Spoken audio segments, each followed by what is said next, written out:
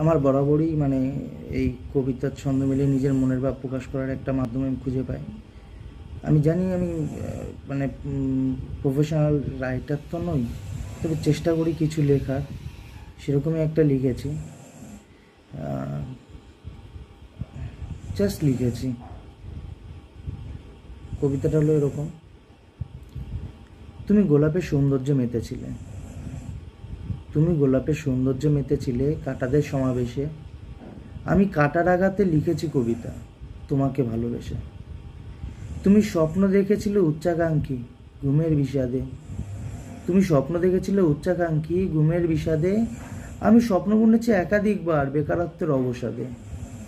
তুমি সিনেমায় সমাপ্ত চেয়েছিলে নায়িকার মতো রাজবিলাসী। আমি গল্পের ঠুনকো চরিত্র মাত্র, নায়ক তো দূরের কথা অল্পতেই বানভাসি।